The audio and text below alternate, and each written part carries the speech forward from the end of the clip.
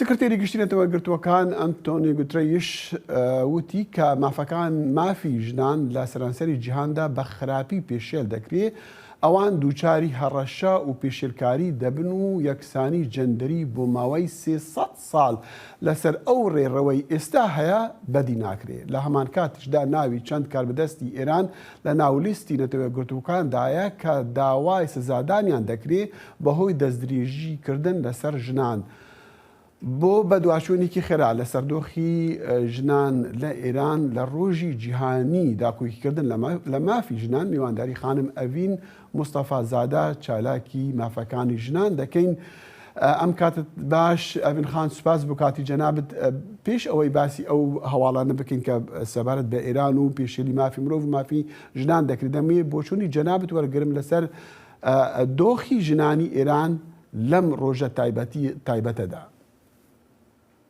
سڵاتان لەبێتەوەم کاتەی ئێوەش باش. ئەگەر ئاوردانەوەیەکی خێرا بە دۆخی ژنان لە ئێراندا دەبینین کە شێوازمانتێک و بەرنامەدا ڕێژرا و کۆماری ئیسلامی هەر لە سەرەتای هاتنە سەرکاریەوە بەرنامەی بۆ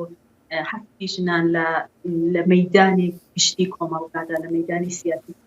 کۆمەڵگادا بۆ ئەلگوی زۆبەکەی و ئیدئۆلۆژی مەخصوصی کە هەیەی لەناو ئەو سیستەمدا لە هەموو جومگەکانی حکوومەتدا ئەوە ئۆلگویەک لە ژن دروستکە کە لە عەرسەی یا لە مەیدانی گشتی و سیاسی و کۆمەڵاتی اقتصادی حەسبی بکە و نەقشێکی بۆ دیاری بکە کە نەقشی دەرەجە دوویە و زیاتر نەقشی ئەوەی کە لە نێو خانەوادەدا منداڵی بێ و منداڵ بە دنیا بێنێ. بۆیە دەبینین کە بربەستەکان بۆ ژن زۆرە، زۆربەی هەلەکان لە ژن سپێنراوە و لە هەمان کاتیشدا کاتێک کە مبارزاتی ژن خۆیان هاتووە مەیدان و ژنان دەنگیان هەڵبڕیوە، هەردوو بەرنامە سیستماتیک خۆی بەڕێوە دەباوە ساختارمەندە لەناودا هەوڵی داژناوە سەرکوتیان بکە. بۆیە ئێمە لە شۆڕشی ژینانە بینیمان کە ئەو سەر هەڵدانە گەورەی کە ژنان تێیدا مرکز بوون بەڕێوە چوو، سەرکوتەکە بەرامبەر بە ژنان لە ڕادە بەدەست زیاد بووە، چەند قات بووە گزارشەکان لەو بوارەوە زۆر باشە. ئەو هەواڵانەی سەبارەت بە ژاریکردنی کچان یان لە خوێندنگاکان، ئەمە بە پێشێویکی تری مافی ژن پێناسە ناکرێت، چونکە تایبەت ژن ئامانجی ئەم عێریشەکە تا ئێستا بە درستی نەناسراون لە لای چی وە چۆن دەکرێت؟ بەڵێ کۆماری ئیسلامی هەر لە سەرەتای هاتنە سەرکارێەوە بەرنامەی هەبوو بۆ حەستی ژنان. ئێمە ئەگە بگەڕینەوە هەر لە سەرەتای ئەوەی کە ئینقلاب دەستی پێکرد ساڵێک دوای ئەوە، کاتێک کە ژنان لە 8 مارسدا هاتنە شەقامەکان و نایان بە حیجابی ئیجباریان کوتنایان بە هەموو قانونانە باشانەی کوت کە پێشتر هەبوون و هەڵوەشانەوە و ئەو قانونە خراپ و دژە ژنانەی کە کۆماری ئیسلامی پەسەندی کردبوون ئەبینین بە شێوەیەکی زۆر دڕەندانە بە چەقو بە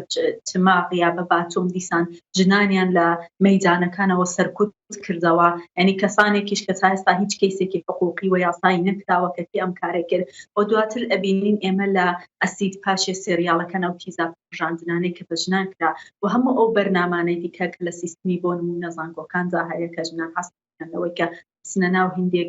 ڕشتە دەرس بێنن یا لە فەزای بەگشتی کۆمەڵگەیان بۆ کورد بکەنەوە بە شێوازێکی بەرنامە بۆ داڕێژرا ئەوانە بەڕێوە چۆ و ئەمە شتێکی جەدید نییە کە ژنانی ئێران لەگەڵی بەڕەو ئێمە قەتڵی سریاڵی و قەتڵی زەنجیرەی کوشتنی بە قەستی ژنان لەلایەن ئێستا هیچ نەکراوە لە شارەجیا و ئەومان داوە دوای شۆڕشی ژیناشدا کە ژن محوەری ئەم شۆڕشە بوو بە تایبەتیش کە لە نێو بەرنامەی هەیە ئەمە یەکێک لە بەرنامەکانەتوانین ئاڤین خان دەمویست پرسیار لە جەناب بکەم کە دوو هەواڵی سرنجڕاکیشمان هەبوو ئەو ڕۆیەکێکیان ئەوەیە کە نەتەوەگرتووەکان لیستێکی ڕاگەیاندووەی چەند ژمارەیەک ناو ئی پیاوان هەڵبەتە کاربەدەستان هەم لە رووسیا هەم لە ئەفغانستان هەم لە ئێران هەم لە چەند وڵاتێک کە ئەبێ سزا بدرێن بەهۆی ئەوەی کا پێشیلی مافی ژنان نەکردویان تەعەدای سکسیان لە خانمان کردووە. یعنی ئەم هەواڵە چۆن نازەم ئەگەر بیستی بێ لەسەر چ بنەمایەکە و چۆن ئەو کەسانە سزا دەدرێن، چۆن ئەو کەسانە یان کارێک بکری بۆ ئەوانە ئەو کەسانە بێن پێشدادگاکان. بەڵێ دیارە ئەو جنایەتانەی کە لە ماوەی شۆڕشدا گیرا بە تایبەت بەرامبەر بە دەست بەسەر کراوە کە تەعەدان یەکرا لە ناو زیندانەکاندا ئازارێکی زۆر دران و شکنجە کران و هەموو ئەمانە پرۆسەیەکیان تێپەڕ کرد کە ببن بە جەنگ و جەنگی خوان بۆ شۆنانە بگەینن کە بەڵێ ئەمە ناو سیستمی کۆماری ئیسلامیدا و لە ناو سیستمی قەزایی ئەو حکوومەتەدا تەنها بۆ ئەوەی کە ژنان داوای ماف و ئازادیەکانی خۆیان کردووە بەرامبەریان کراوە بۆیە ئەم دەنگانان بەرز کردوتەوە و لە ئێستادا بە پرۆسەمانن ئەتوانین بڵین ئەم شتە نەتیجەی دەبێت کە چۆن ئەم بەرپرسانە سزا بدرێن پێش و تریش لەماوەی ئەو شۆڕشەدا مەڵێکی زۆر بەرپرس کە دەستیان هەبوو لە کوشتن و لە شکنجەدانی خەڵک سزایان بەسەردا سەپاوە بەڵام ئەمە چکە قۆناغێکی دواتراوە دەتوانین لە هندێک بۆکو جنات عەلەیهی بەشەریەت چاوی لەکەین چونکە بە شێوازێکی سیستماتیک لە نێو ڕێژەیەکی زۆر لە زیندانەکان و بە بەرنامەیەکی مشەخەص لەلایەن حکوومەتەوە ئەنجام دراوە پێویستە بۆ نمونە ئێمە بینیمان کە کۆمیتەی حەقیقەت یاب ئەوەی کە ڕاستیەکان بزانێت چی ڕوویداوە دروست کراوە و ئەمانە زۆر بۆەوەی کە سابت بکەن بەڵێ ئەم شتانە ڕوویان داوە و ئەم بەرپرسانە دەستیان هەبوو لە بۆ پێویست بدرێت. بێگومان هەواڵەکان دەرەچن کە هەندێک خەڵک لە ناو ئێران قسەیان کردووە بە تایبەت مەلایەک بۆ سینێن پێشە ڕۆژێک قسەی کرد بووە تەکید لەوە دەکە کە ئەم پێشێلیانە بوون. ئەڤین خان دەمویست پرسیاری کۆتایم ئەوە بێ لەسەر قسەکانی سکرتێری گشتی نەتەوەیەکگرتوەکان کە دەڵێ یەکسانی جەندەری جێبەجێ ناکرێت تا 300 ساڵی دیکەش ئەگەر ڕەوشەکان ڕەوشی ژنان و ڕەفتاری حکوومەتەکان و کۆمەلگاکان بەرامبەر بەرژن بەو شێوەی ئێستا بێ. تۆ چۆن ئەو قسە لێک دەدەیتەوە؟ بە دقیقاً پرسی ژن ئەگەر چاوی لێ بکەین لە هیچ کۆمەلگایەکدا هەتا کۆمەلگا ئیسکاندیناویەکان کە بۆ ئێمەمانە نمونەیەکی باڵانەکات هیدا بەرابەری ڕەگەزی هەیە بەڵام ئەوانیش ئێستا پێی نەگەیشتونەوە ساڵانێکی زۆریان ماوە و لە ئێستا دەبینین کە بەهۆی ئەو منافع سیاسیانەی کە لە دنیادا هەیە بەهۆی ئەو بازاڕانی ئەو لیبراڵی کە هەیە بەهۆی ئەو ڕوانینیانەی کە بۆ ژن هەیە ئەمە مەسیرێکی زۆر تون دەبڕێ ئەگەر لە خاوەرمیانەشەوە چاوی دەکەن بە ڕۆژهەڵاتی ناوین بەهۆی ئەم گروپە توندڕەوانە بەهۆی ئەم حکومانەی کە لەسەرکارن ژنان چونکە ئەم پرۆسەیە ناتوانن نۆرماڵ تێکەن و ئەمانە هەموو دەخیل بۆ یەشتەکە هەر دەکەوێتە دوایی ئەوەشمان لەبین بەرابەری